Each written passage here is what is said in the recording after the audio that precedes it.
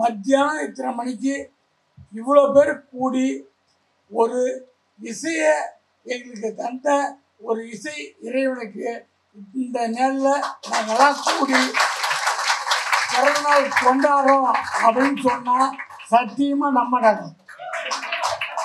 நான் உள்ளே வந்து நானே நம்பலை. நான் சென்னை வாசி.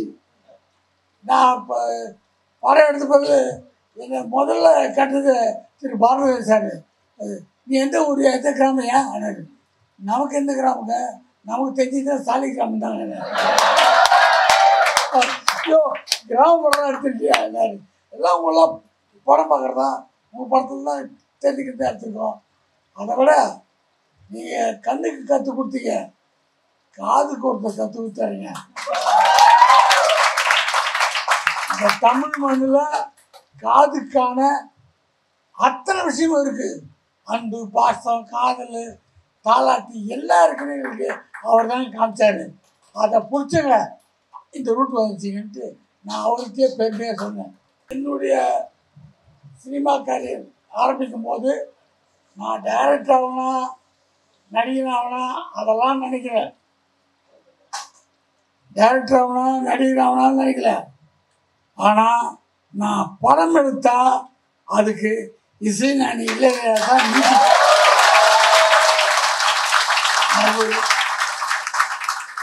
அவர் வாட்சா தான் நம்ம படம் எடுக்கணும். நீ என்ன இப்போ நான் சொல்கிறதான் கேட்டா அவ்வளோ லூஸாக மாடிக்காது நினைக்கலாம். அவர் கார் போகும்போது அவர் கார் எப்படி போகுதுன்னு காண்பிப்பேன்னு கார் கிடைக்குமா, மியூசிக் கேட்டியா, அந்த சட்டத்தில் ஒரு மியூசிக் கேட்கும், அப்படி ஃபீல் பண்ணுவேன். ஆனால் அதே ராஜ சார்கிட்ட எதிர்க்க உட்காந்து டியூன் போடணும் பார்த்து இது நல்லா இருக்குது, இது பெட்டராக இருக்குது, இதெல்லாம் சொன்னதே கிடையாது என்று உனக்கு என்னது அது ஏன் நல்லா இல்லை அது சொல்லும்போது அதெல்லாம் நான் பல மியூசிக் எங்கள் டைரக்டருக்கு மியூசிக் பண்ணும்போது பல கம்போசிங்லாம் பார்த்து தெரிஞ்சுக்கேன். ஆயே தரக்கூடாது, அது பிரசாத் ஸ்டுடியோ இல்லை, பிரசாதம் ஸ்டுடியோ. கிடைக்கிறத வாங்கிட்டு வந்துடும். நமக்கு அது கிடைக்கும் போது ஒரு பாக்கியம், அவ்வளோதான். அதில் போய் இது பெட்ரு, இதில் சின்ன காக பதில் பெரிய காய் போட்டுக்கலாம், இதெல்லாம் தேவை நமக்கு. அப்போ அவர் சந்தோஷமாக இருக்கா, அது வாங்கிட்டு வந்தோம். அவர் நான் டைரக்ட் பண்ண போகிறேன் அப்படின்னு ஒரு நம்பிக்கை வந்து ஒருத்தர் என்னையும் நம்பி வாடியா எங்களுக்கு ஒரு படம் பண்ணுன்றார். நான் படம் பண்ணணும்னு நானே நம்பலை, இவர் ஏன் சொல்கிறாரு. அப்போ ஒன்றும் புரியல எனக்கு. கொடைக்கானல் ஷூட்டிங் இல்லைங்க, காலிங் நாளில் நான் அசோசியேட்டாக வேலை செய்கிறேன். வாடியா ஒரு படம் பண்ணணும், இன்னும் இது காமெடி பண்ணுறாங்க வச்சு எல்லாம் ஜோக் நடக்குதா அவருக்கு பார்த்துறாருங்க. அவர் உடனே ஆரம்பிச்சிடலாம் அப்படின்றார். எதை வச்சு டேரக்ட் பண்ண நம்புறீங்க? அப்புறம் கேள்விப்பட்டேன் ஒரு ப்ரொடக்ஷன் பாய் சொல்கிறப்பில்ல, சார் உங்களை தான் டைரக்டர் ரொம்ப திட்டுறாராம், உங்களை தான் ரொம்ப எதுக்கு அந்தெல்லாம் பழி போடுறாராம், அதனால் இவங்கிட்ட நான் பிஸியாக இருக்குன்னு பேசினேன். அப்படி டைரக்ட் ஆனவன் தான் நான். அப்போது சார் மியூசிக் பண்ண போகிறேன். நான் அஸ்டடாக இருக்கும்போது அப்படியே வாய்க்கு போகிறதுலாம் தெரியாமல் பார்த்தோம் சார் மியூசிக்கு, அப்படியே வச்சுருந்தேன். இப்போது அவர் மியூசிக் பண்ண போகிறாரு அப்படின்னு மனசு சொல்லுது. அவர் சொல்லணுமே, நான் அப்படியே கற்பனையில் இருக்கேன். பார்த்தா திடீர்னு பேப்பர் ஒரு அனௌன்ஸ்மெண்ட், இனி நான் புதிய படங்கள் புதிய டைரக்டர்ஸுக்கு இசை அமைப்பது இல்லை. நமக்குன்னு போஸ்ட் நம்பர் இருக்குது. இனி நான் புதிய இயக்குநர்களுக்கு இசை அமைப்பது இல்லை. ஏன்னா நிறைய பேர் ஏதோ பட்டா கொடுது. அப்போ அடுத்த படியில் நான் தான் இருக்கேன் போய் கேட்கறது. ஐயோ போச்சுடா, யார் போயிடுச்சு, நமக்கு இந்த வாய்ப்பெலாம் போச்சுன்னு பிளாக் ஆகிட்டேன். அப்போது எங்கள் மாமனார் திரு அவினாசி மணி அவர்கள், அப்போது அவர் மாமனார்லாம் கிடையாது, அவர் அண்ணன் கூப்பிட்டுருப்பார். அவர் கதைலாம் பேசுறதுக்கு பாட்டு பற்றிலாம் பேசுறதுக்கு அவர்கிட்ட போவேன். அவருக்கு ராஜா சார் மேலே பயங்கர நட்பு. அதேமாதிரி ராஜா சாருக்கும் அவர் மேலே நட்பு இருந்தேன் கவனித்தேன். ஓகே, இது ஒரு ரூட்டை பிடி கொண்டு அவர்கிட்ட போய் விடிகாலம் 5 மணிக்கு அவன் வீட்டு வாசலில் நின்று அப்படிதான் என் லவ்வும் பிக்கப் போச்சு.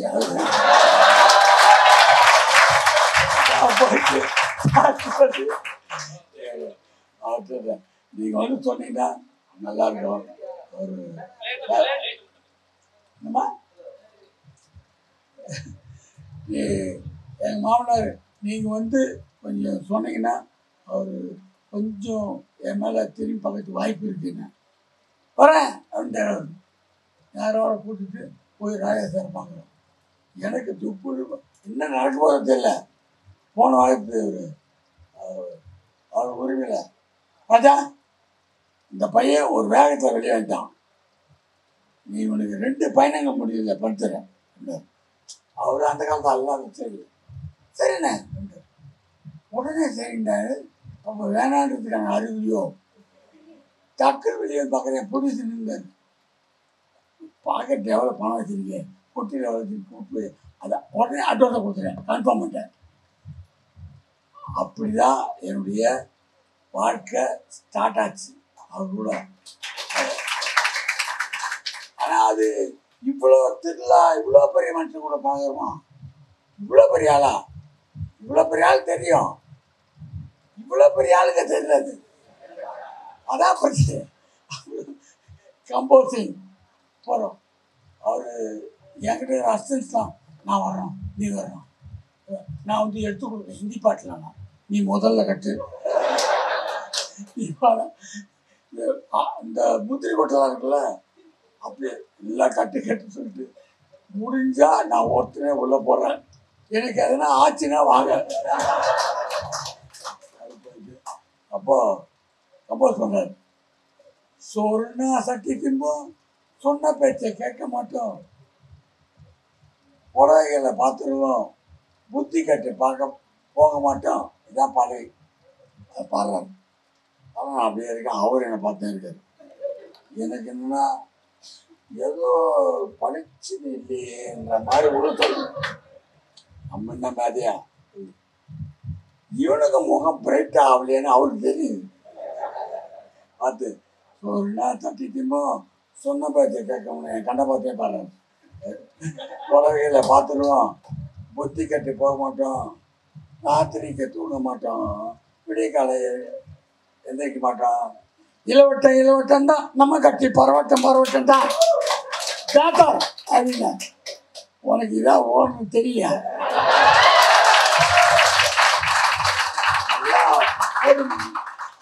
ஒரு மேக்னெட் பார்த்துருங்க. நான் இதுக்கு தான் வெயிட் பண்ணணும். அவர் அந்த ஃபைனல் டச்சுன்னு கொடுப்பார்ல, அதில் நமக்கு ஏற்றுவார் அப்படி. அப்புறம் எல்லா கம்போசிங் படம் நீ எப்படி எடுத்தாலும் இப்படி தான் இருப்பார்.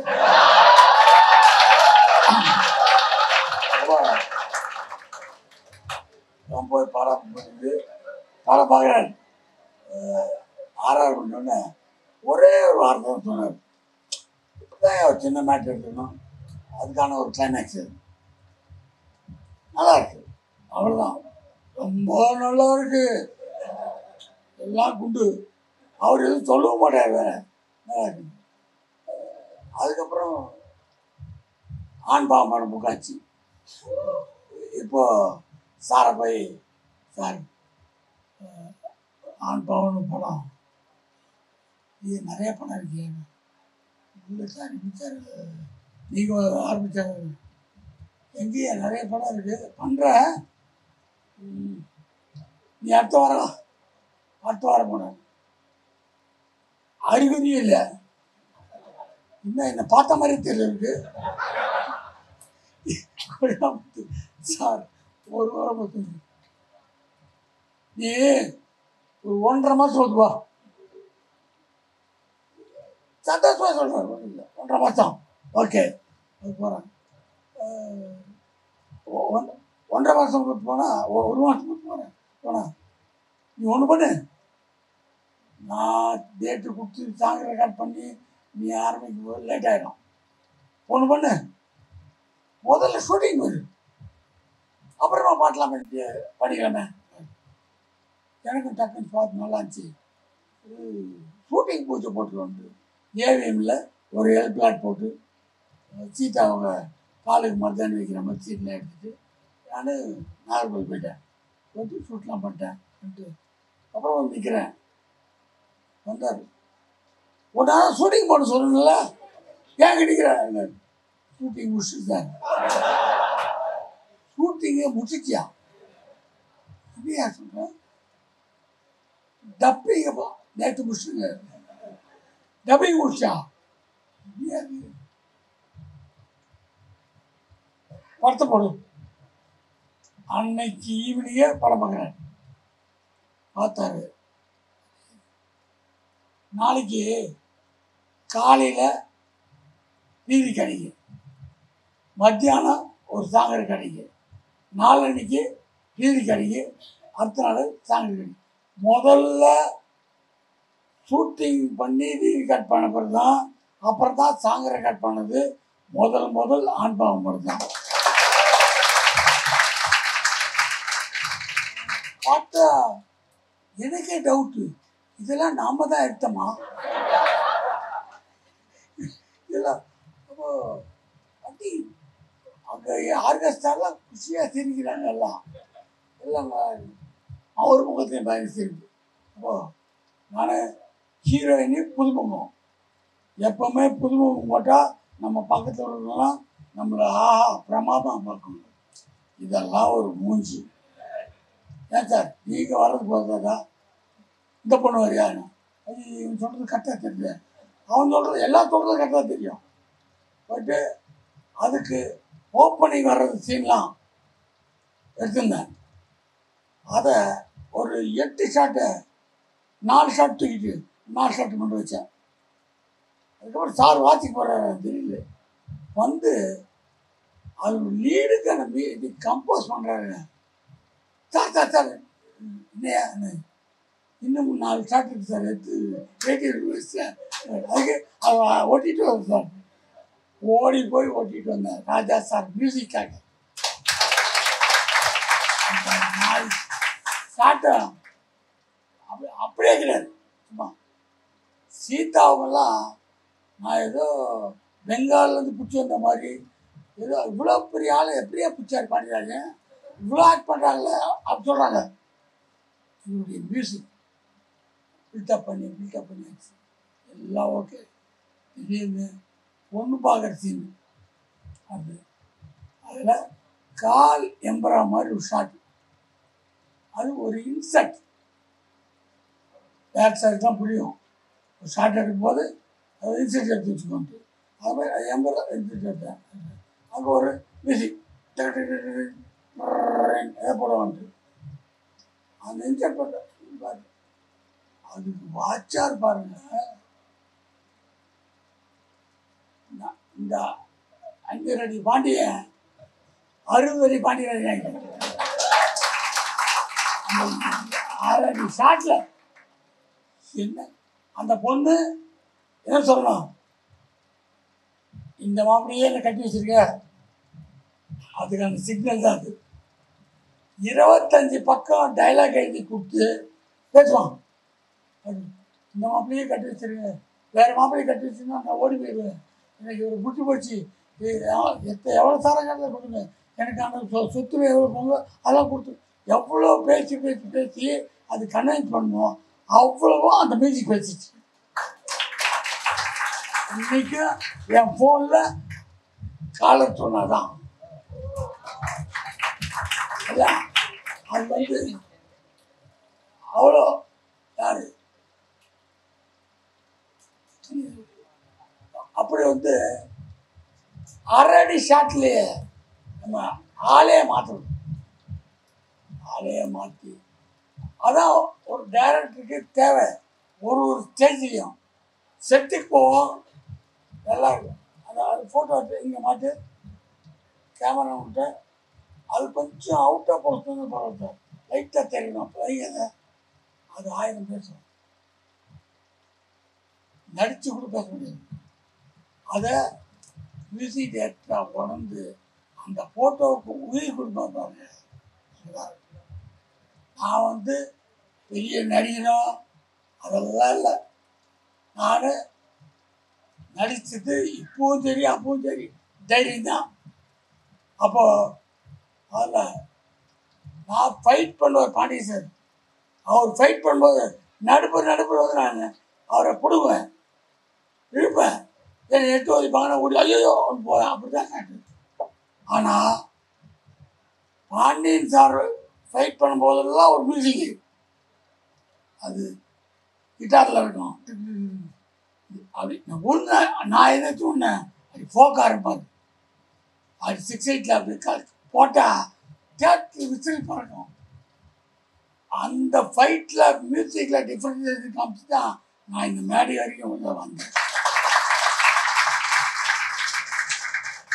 காதல் கசகத்தையாகவும் அந்த ஃபைட் மியூசிக்கும் இல்லைன்னா நான் எப்படி ஆயிருக்க முடியும்? நானே இப்போ நினச்சி பார்க்குறேன், எப்படி ஜனங்க நம்மளை ஒத்துட்டாங்க. எவ்வளோ பேர் கருக்கெல்லாம் மூடி சிவசமிருக்காங்க. நேற்று கூட ஒரு கெட்டா போடுறாங்க, மீசி எடுத்தேன், எத்த பேர் ஃபீல் பண்ணிட்டேன், இவ்வளோ மோசமாயிடுச்சு. அது ஒரு வாரத்தில் வளர்ந்துரு சார்ன்னு நம்பிக்கை வந்துச்சு, கெட்டா பாதிக்கலாம். ஏன்னா அந்த பர்சனாலிட்டியை சேஞ்ச் பண்ணுவது ஒத்துக்கணும். அந்த மியூசிக்கில் மாற்றி மாற்றி வாச்சு அதிகம் அசிஸ்டன்ட்ஸ் நிறையா இருப்பீங்க.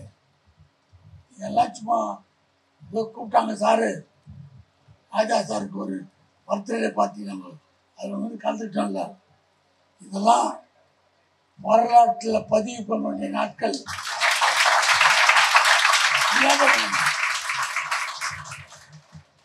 இசையில் சொல்லுவாங்க, தெரிஞ்சளவுக்கு சொல்கிறேன், தப்போ ரைட்டோ, சுதி, தாளம், லயம்.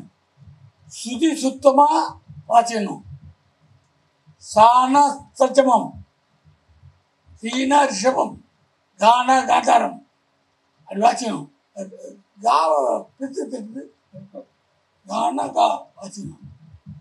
தாளம் ரத்த ஓட்டம் மாதிரி தட்டினா அது வேணும். தாளம் அவன் அறியாமல் வரணும். இது ரெண்டு இருந்தாவே பாட்டு வந்துடும். ஸ்வரத்தை எழுதி கொடுத்து தாளத்து இந்த தாளம் 6/8 ஆதி தாளம் எழுதிட்டு பாட்டு வந்துடும். ஆனால் எதுக்கு இருக்கும் தூங்கினானா அப்புறம் எதுக்கு இருக்கும் மூச்சு வச்சுக்கிட்டு? லயம், அதுதான் ராஜா சாருடைய மொத்த வெற்றி. Purely magic. அச்சா இருக்கு எழுத்து. அவருடைய எழுத்தை பார்த்தா நமக்கு ஆரம்ப காலத்துலேருந்து எழுத்து கையெழுத்து சரியாக வராது. என்ன எழுதுறேன் அவர் தெளிவா வேறு யார்ட்டையும் கொடுக்குறது. நீ டெம்பர்ட் அதிக, நீ வீண் அதிக, பயில் அதிகம், மொத்த பேருக்கு எழுது. ஒரு பாடம் இருக்கு, உன் போஸ்டர் உனக்கு புரிகிற மாதிரி எழுதிக்க. இன்று போய் நாளை வா அசிஸ்டன்ட் அந்த படத்துக்கு அதில் ஒரு சீனு, எல்லாப்பட்டி சிங்காரம் அவர், எங்கள் டைரக்டரு, அப்புறம் பழனிசாமி, 3 பேரும் அந்த வீட்டில் இருக்க பொண்ணு ராதிகா. அவள் லவ் பண்ணுவாங்க, நமக்கு கிடைக்காதா போட்டி நடக்கும். அப்போ ஒருத்தர் ஒரு ரூட்டில் ட்ரை பண்ணுவாங்க. அப்போது ராமலிங்கம் அந்த எல்லாப்பட்டி சிங்காரம் குஸ்தி வச்சார். அவருக்கு என்ன பண்ணுது, அவர் குஸ்திலாம் தெரியாது, காலில் ஒரு ஓடுவார், காலில் ஜாகிங். அது ஸ்டார்ட் எடுத்துக்கிட்டார். நைட்டில் எடுத்தோம், ஓடி வர்றாரு. 6 மாதம் ஆச்சு. எல்லாம் ரஷ்ஷை கட் பண்ணுறாங்க, ஓடி வர்றாரு. அது மட்டும் அதிகா அது என்ன சொல்கிறார், ஓடி வர்றாரு எடுத்து. இப்போது ராஜா சார் எழுதி கடைக்கு வருது. நான்லாம் நிறைய காதெல்லாம் க்ளீன் பண்ணிட்டு ஏன்னா போர்டுனாவே ரிதம் வச்சுப்பாங்க. ரிதத்தில் ஒரு சக்கரவர்த்தி அப்படி பூசா வாசி போகிறாரு. என்னட்டு அப்படியே பார்க்குறேன் விட்டார். அவர் ஓடியார் ஓடி வந்தோன்னே அப்படியே பார்த்தார். சுதாகர் ஃப்ளூட்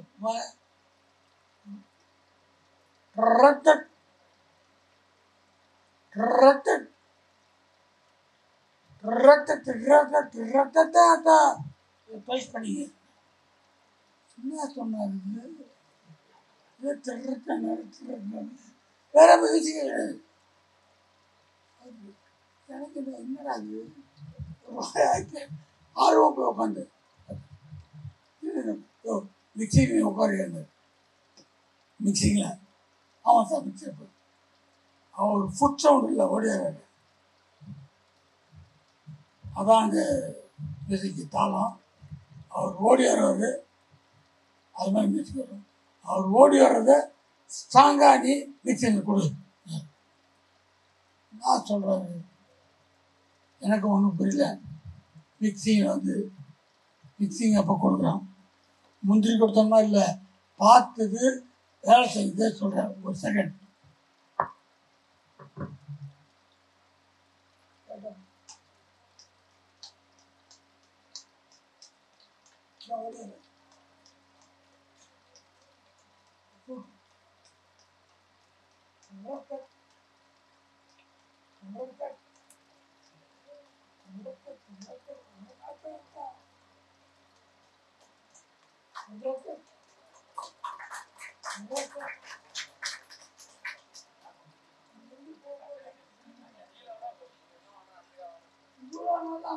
இந்த படத்தை வேலை பார்க்குறேன் நான். எங்கள் டைரக்டர் கண்ணில் விளக்கணம் ஊற்றி எடிட் பண்ணுவார். அவர் ரிதமாக ஓடிருக்காரு எங்களுக்கு தெரியலைங்க. அவர் ரிதமாக ஓடிருக்காருன்னு தெரிஞ்சு கரெக்டாக பிடிச்சி வாசி சொன்னார். நான் இங்கே தட்டா அப்படின்னு படத்தில் பாருங்க கரெக்டாக.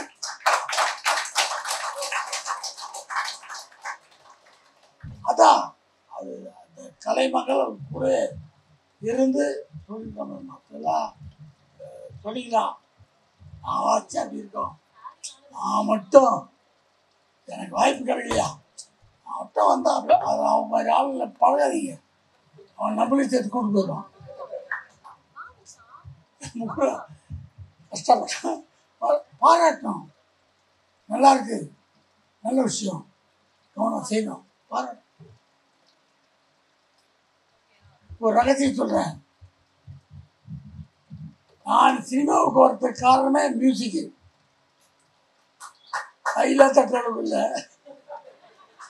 நான் செய்யப்பட்ட வீடு ஒரு பல்லவன் டிரான்ஸ்போர்ட் டிரைவர் பையன் நான். அப்போது டிநகர் பஸ் ஸ்டாண்டு பின்னாடி ஒரு மைதானத்தில் ஒரு வில்லு பாட்டு நடக்குது. குலதெய்வ ராஜகோபால் அப்படின்னு ஒரு பெரிய நடிகர். அவர் வில்லுப்பாட்டு வாசிக்கிறார். Full crowd. அந்த க்ரௌடில் நானும் உட்காந்துருக்கேன். அவர் வாசிட்டு இன்டர்வல் வந்தோடனே அந்த ரெஸ்ட் எடுக்கிறதுக்கு என் பசங்க 2 பாட்டு வாசிப்பாங்க அப்படின்ட்டு சார்.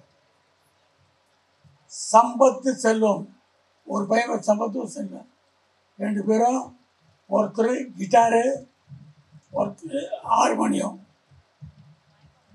என்னடி ராக்கம்மா தம்மரை தம்மு இதெல்லாம் வாசிக்கிறாங்க. நான் அப்படி விட்டு இருப்பேன். கைத்தட்டான் பாரு அப்படி கைத்துறாங்க. ஏன் கைத்துட்டான் ஆச்சு அவன் கைத்தட்டு தட்டலாம். எனக்கு ஆச்சரியம். அப்போவே மனசு சொல்லுது இதே மாதிரி கைத்தட்டு நம்ம வாங்கணும். பொறி தட்டினது அங்கே தான். அதுக்கு நான் அப்படி அங்கே யோசித்தேன். உடனே அவர் கைத்தட்டுனா அது வேற விஷயம். அப்படி நினைக்கக்கூடாது. அவர் உடனே டிநகர் பஸ் ஸ்டாண்ட் பின்னாடி போய் கைத்தட்டுவாங்க யோசிச்சு கேட்டுவான். அதான் அப்போது நேராக எங்கள் அப்பாட்டு போயிட்டு எனக்கு ஹார்மோனியம் கற்றுக் கொடுக்குறாரு. ஒரு பல்லவன் டிரான்ஸ்போர்ட் டிரைவர் அது ஒரு மறுப்பே சொல்ல பார்ப்பா அதுக்கு எங்கே கற்றுறாங்க எல்லாம் கேட்டு அப்போவே மாதம் 5 ரூபா கொடுத்து கற்றுக்கிட்டேன். நான் போன நேரம் ஹார்மோனியம் கற்றுக் கொடுத்து வாத்தியார் அங்கே இல்லை. என்ன பண்ணுது வயலில் வாத்தியார் இருக்கார் பாரு இல்லையா, இது இல்லை அது வயலில் கற்றுக்கிட்டாங்க. வயலில் படித்து அதுக்கப்புறம் தமிழிசை கல்லூரியில் போய்ட்டு வயலில் படித்தேன். அங்கே தமிழிசை கல்லூரியில் 2 வருஷம் வயலில் கற்றுக்கிட்டு இசைச்செல்வன் பட்டம்லாம் கொடுத்தாங்க. இந்த குடும்பம்லாம் நடந்திருக்கு. அதுக்கப்புறம் வந்தாச்சு. அந்த பிறகு நான் சினிமாவில் டைரக்ட் ஆகிட்டோம். உள்ளுக்குள்ளே சைட்டாக இருக்கலாம். நம்ம மியூசிக் பண்ணோம். யாராவது பிடிச்சி படம் வந்தாங்கன்னா நான் அந்த படத்துக்கு மியூசிக் பண்ணேன். சார் அந்தம்மா நட்சமாக போங்க சார், நான் கஷ்டப்பட்டு படம் மியூசிக் பண்ணுறேன்ட்டு வாங்கிடுவாங்க. யாருமே எனக்கு மியூசிக் என்கிட்ட கொடுக்கல. நடிக்க கூடுவாங்க, டைரக்ட் பண்ண கூடுவாங்க, எல்லாம் பணம் கொடுப்பாங்க. இன்னும் மனுஷன் மதிக்க மாட்டாங்க. போது எங்கள் மாமனார் படம் எடுத்தார். இதை விட்டா நமக்கு வாய்ப்பே கிடையாது. அவர்கிட்ட படம் இந்த படத்துக்கு நான் தான் பேசிக்கிட்டேன். அவர் நீங்கள் பண்ணுங்கன்னு சொல்ல, பண்ணாதீங்கன்னு சொல்ல, அந்த படம் தான் நெத்தி அடி. நல்லதான் இருந்தது, காசுலாம் வந்தது எல்லாம். ஆனால் அதுக்கப்புறம் யாரும் என்கிட்ட வந்து நீ ஏங்க மியூசிக் பண்ணல அப்படின்னு கேட்கவே இல்லை.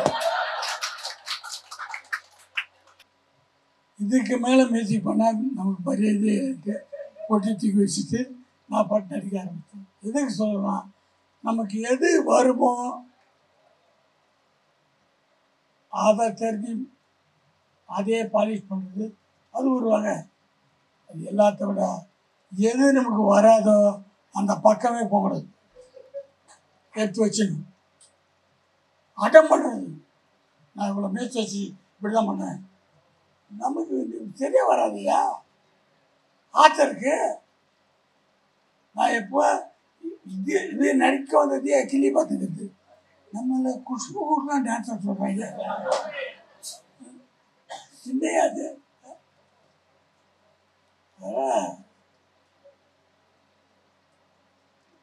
யாரு. அதனால எது நமக்கு வருமோ அது வரும்.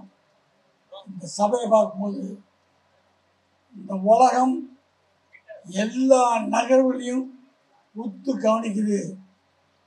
அப்படி இல்லைன்னா கூட நிறைய பேர் அங்கே பார்த்தா கூட தலையை திருப்பி வைக்கிறதுக்கு ரஞ்சித் சார் மாதிரி பல நல்ல இதயங்கள் இருக்கு.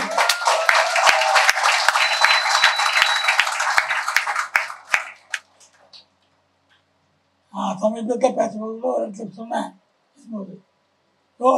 வாழ்க்கைனா வெற்றினா எப்படி வாழணுன்றதுக்கு அவர் தான் என் உதாரணம்.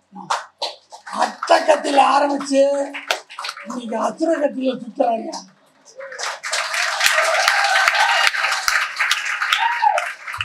அப்படிதான் ஆரம்பிச்சு சும்மா போயிட்டு அப்புறம் போய் எடுக்கும் போது நான் வந்து இந்த கத்தின்னா அதுக்கு தான் இல்லை, நம்ம அட்டை கத்திங்க நம்ம வீட்டு.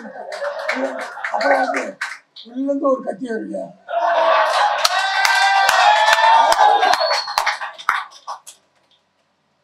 எவ்வளோ திண்ணமான மனசு, எல்லாருக்கும் என்னை நம்பி கொடுக்குறது. நான் ஒரு 10 நாள் நன்றி கடன்பட்டிருக்கேன். சபையில் சொல்கிறேன், என் மகன் பிரித்தி பெரிய சூப்பர் நடிகை அப்படிலாம் சொல்ல. நான் ஓகேவா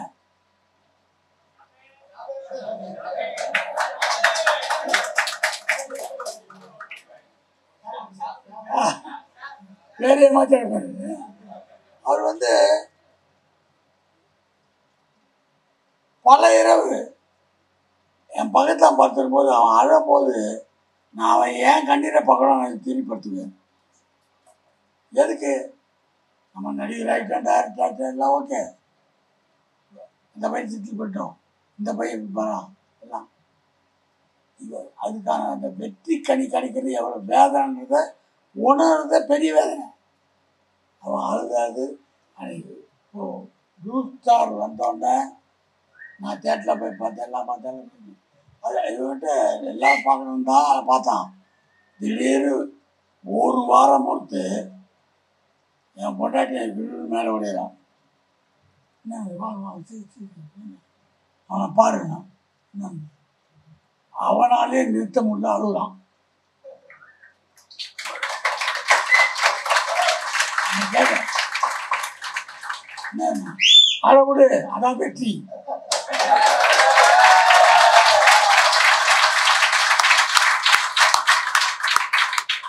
அவர்கிட்ட பார்த்தப்போ கையில் பிடிச்சி ஒப்படைச்சிங்க, அவ்வளோதாங்க, நீங்கள் பார்த்துங்க. ஏன்னா அப்பா நான் டேரக்டர் வந்து இப்படி பண்ணோம் அப்படில கற்பனை ஓடும். மகனை வந்து அப்பா டைரக்ட் பண்ணுறா தொல்லை, நல்லா கட்டி கட்டி பிடிக்க சொல்ல முடியுமா?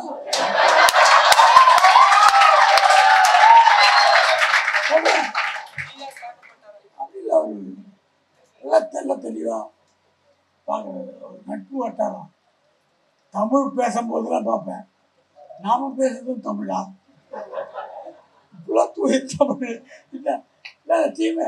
அவங்க எழுதுகிற ஒரு டைலாக்கு படத்தில் நான் பார்த்தது, ஒரு இடத்துல டைலாக், இது ஒரு வாய்ப்பு விட்டுக்கூடாது.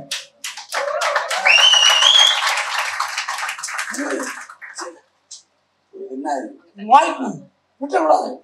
ஓகே, நான் என்ன இருக்குது பண்ணுறது என்ன சொல்கிறாரு, அதில் 1000 இருக்குங்க. அதை நான் என் பேரங்கிட்ட கொடுத்து அந்த டைலாகை சொல்கிறான், இன்னொரு மொபைல் சில கட்டணும், இது வாய்ப்பு விட்டுக்கூடாது. அப்பப்போ நான் போட்டு அதை பார்த்துக்கிறேன். சொல் வெல்லும், தமிழ் சொல் நிச்சயம் வெல்லும். வார்த்தைகள்லாம் தேவையில்லை விட்டுவிடும். இந்த சபைக்கு என்ன கூப்பிடணும்னு தோணுச்சு சாருக்கு, அதை விட என்ன வேணும்?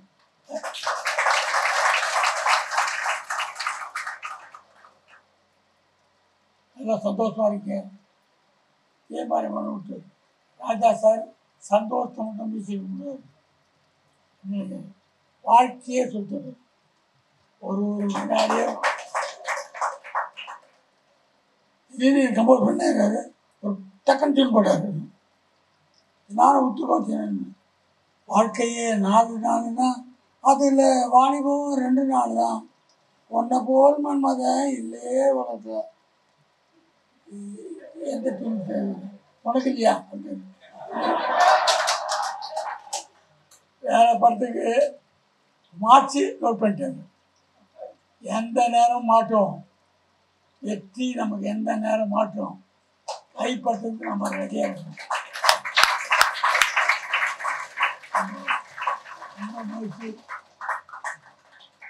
ரொம்ப மகிழ்ச்சி.